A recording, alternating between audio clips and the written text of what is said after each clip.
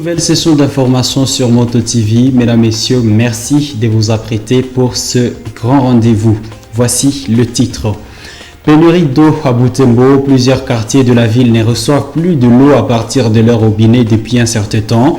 À la Régie des eaux, on justifie cette situation par l'insuffisance de l'eau au centre de captage de Makamba. Le chef de centre de la Régie des eaux de Butembo que vous allez suivre dans cette édition exhorte les ménages en difficulté de se ravitailler en eau dans les quartiers encore desservis. Le ministre de la Santé publique et la Prévention, Dr Jean-Jacques Mbungani, a annoncé ce jeudi 3 juin la troisième vague de la pandémie de Covid-19. Pour y faire face, il appelle la population au strict respect des mesures en vigueur dans la lutte contre la propagation de cette pandémie. Mesdames, Messieurs, voilà quelques titres. Restez avec nous pour l'intégralité de cette édition. Nous l'avons dit dans le titre de cette édition, plusieurs quartiers de la ville de Butembo ne reçoivent plus de l'eau à partir de leur robinet depuis un certain temps. Il s'agit principalement des quartiers élevés en altitude, notamment Kambali, Kalemire, Kongo Yassika, ainsi qu'une grande partie de la ville. Cette situation est due à l'insuffisance de l'eau au centre de captage de la Régie des eaux de Makamba. Le chef de centre de la Régie des eaux Butembo exhorte les ménages en difficulté de se ravitailler en eau dans les quartiers encore desservis. C'est un reportage de Isabelle Wangaemuka et Kraskaniki. Makamba, c'est ici où est érigé le centre de captage de l'eau de la Régie des eaux. C'est à plus de 8 km au nord-ouest de la ville de Butembo.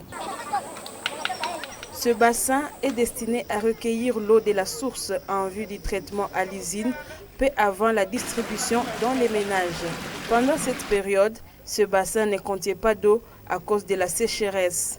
La petite quantité qui provient de la source s'effrayait un passage dans ces vastes bassins boueux et coule comme un petit ruisseau. C'est cette petite quantité d'eau qui est recueillie en cette saison de sécheresse pour alimenter la ville. La Régie des eaux profite de cette situation de sécheresse alors que ce bassin est presque vide pour faire certains travaux d'entretien. C'est notamment l'évacuation de la boue jusqu'à environ 5 mètres de profondeur, la hauteur même de ce bassin. C'est ce qu'explique le technicien Pacifique et Anki, rencontré en plein curage du bassin de l'eau à son captage de Makamba. Hii wakati tuko wakati wa kipwa, ni wakati tunatosha matope ndani ya bassin yetu. En cette période de sécheresse, nous entretenons ce bassin pour évacuer la saleté afin d'avoir un espace suffisant ultérieurement. Ces travaux sont souvent effectués lors de la sécheresse parce que lors de la période pluvieuse, l'eau déborde de partout. La profondeur de ce bassin est de 5 mètres, 50 mètres de largeur et 600 mètres de longueur. Il nous aide à alimenter toute la ville de Butembo.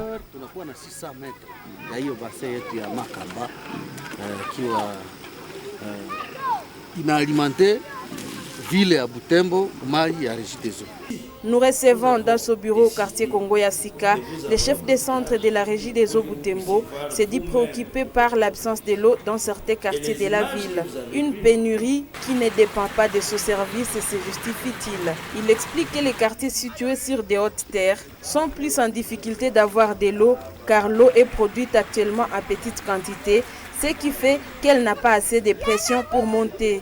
En attendant la tombée de la pluie, Kambale Kassila Guillaume demande aux abonnés de la Régie des eaux qui sont en difficulté de se procurer de l'eau dans les quartiers servis. Nous avons décidé de vous envoyer au captage pour que vous puissiez voir vous-même de vos propres yeux. Et les images que vous avez prises vont confirmer cela. Et ce n'est pas que nous avons croisé les mains. Et on a essayé de faire tout ce qu'on pouvait faire pour alimenter par quartier. Vu la quantité qui est réduite, on n'arrive même pas à alimenter par quartier. Donc, ce que nous demandons à la population, d'aller vers les voisins qui ont de l'eau, là où l'on arrive. Ce n'est pas toute la ville qui manque de l'eau.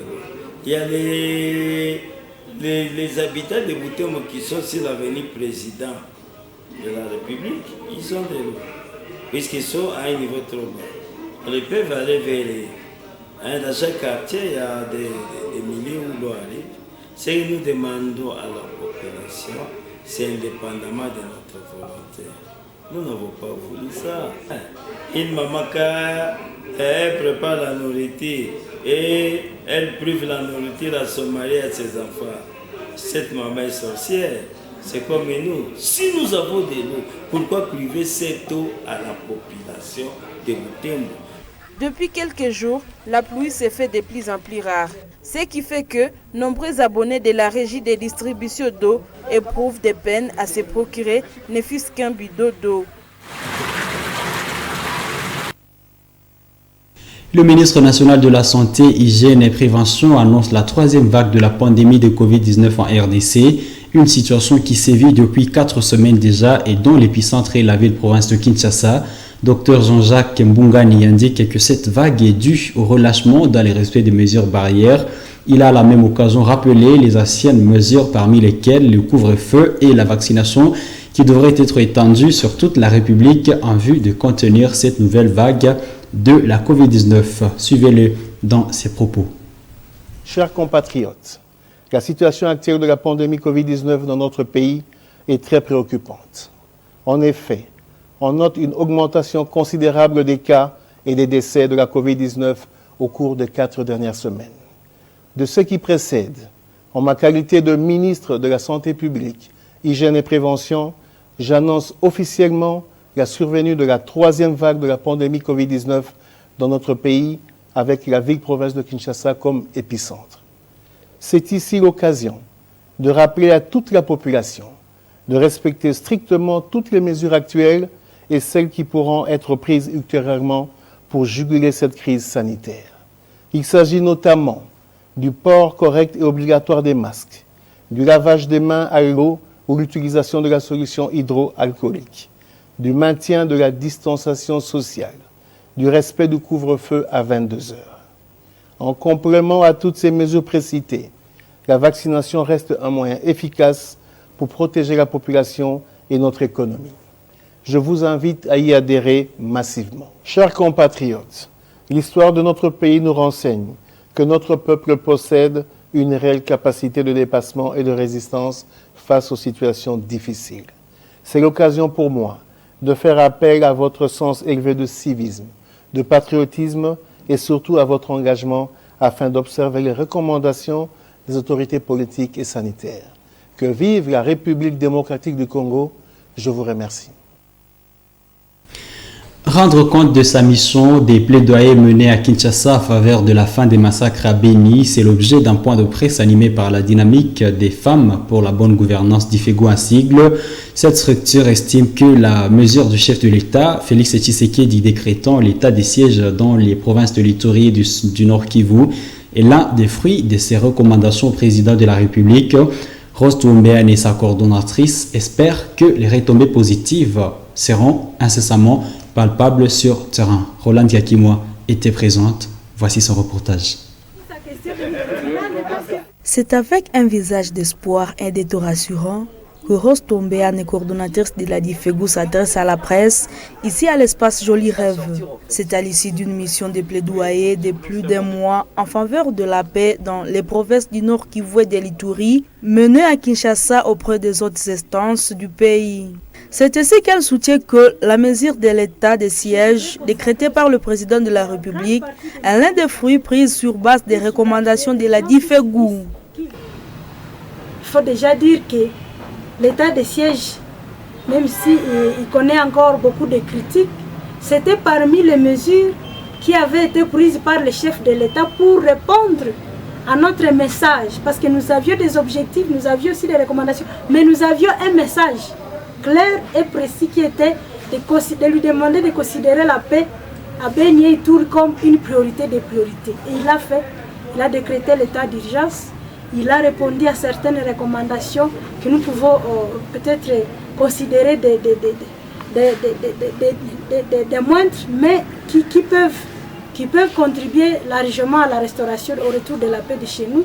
Nous avons vu les changements qui ont été connus, au moins dans le commandement militaire à tous les niveaux, non seulement au commandement des opérations, mais aussi commandement d'autres unités, de villes et territoires.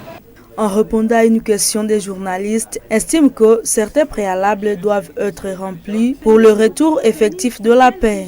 C'est entre autres l'amélioration des conditions de vie des militaires qui seront engagés au front dans le cadre de l'état de siège. Et donc, on attend que le chef de l'État, avec le ministre de la Défense, puisse améliorer les conditions de vie de nos militaires.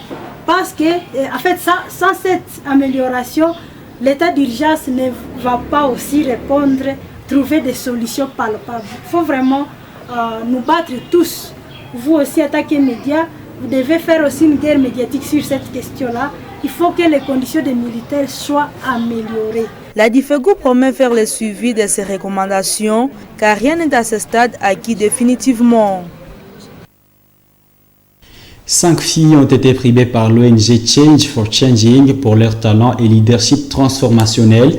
C'est dans le cadre du projet d'accompagnement des filles dans la croissance de leur talent, lesquels projets encadrent 100 jeunes filles. Les bénéficiaires ont salué l'initiative et ont promis œuvrer pour un leadership impactant. Eugénie Moussiviroy pour le récit.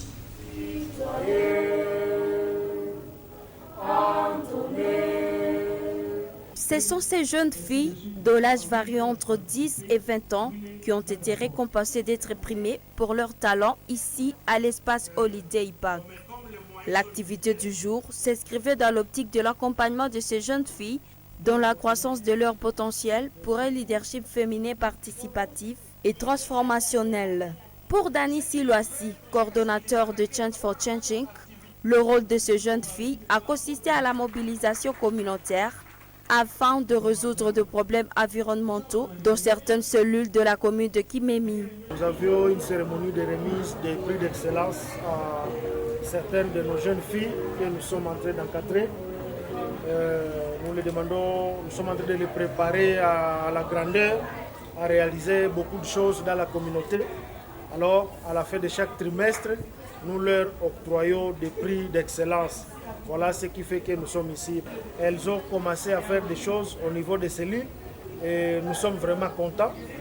Elles ont résolu certains problèmes là-bas au niveau des cellules, tels que enlever des ordures, entretenir des routes et beaucoup d'autres choses au niveau de la cellule. Ça nous a émerveillés, nous tous, tels qu'elles ont exposé, tels que vous avez entendu. Cette activité s'inscrit dans la ligne droite des objectifs de cette organisation qui consiste à promouvoir la jeune fille dans la société pour le leadership impactant. Nous avons déjà constaté que les jeunes filles sont toujours en arrière. Les jeunes filles ne réalisent pas de grandes choses. Alors nous sommes en train de voir comment encadrer ces jeunes filles, les amener à ce qu'elles puissent se démarquer de la majorité pour commencer à faire de grandes choses déjà dès le bas âge. Et un jour qu'il y ait parmi elles des filles qui vont être parmi les grandes personnalités de ce pays en apportant de vraies solutions aux problèmes, en améliorant leurs propres conditions de vie et qu'elles soient vraiment utiles à la société. Fiers de leur réussite, ces lauréates ont émis le vœu de poursuivre leur objectif. Elles invitent d'autres filles à briser la sous-estimation pour aller de l'avant. On nous a récompensés parce que nous avons fait un travail admirable. C'est en cellule Kassongomi, sur la route menant vers l'abattoir public, que nous avons exécuté ce travail à l'aide de houes et de bêches. J'avais cherché 10 autres filles pour m'accompagner.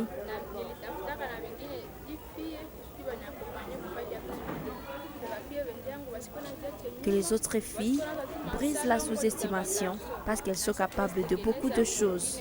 Et ce travail communautaire ne sont pas seulement réservés aux garçons. Je vite mes semblables à chaque fois travailler. Nous les filles, nous sommes très fortes. Les lauréates qui ont été primées seront initiées à l'entrepreneuriat, notamment aux activités génératrices de revenus à GER pour leur autonomisation financière.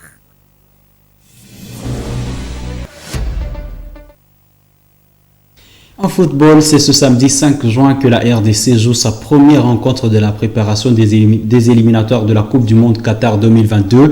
Les Léopards qui sont en stage à Tunis depuis plus d'une semaine vont affronter les Aigles de Carthage de la Tunisie. Ce sera la première rencontre sous le management de Hector Cooper, l'Argentin, nouvellement arrivé à la tête des Léopards. Celui-ci a d'ailleurs assuré être prêt à livrer sa première rencontre. Il a au même moment été positif quant à la forme de son équipe.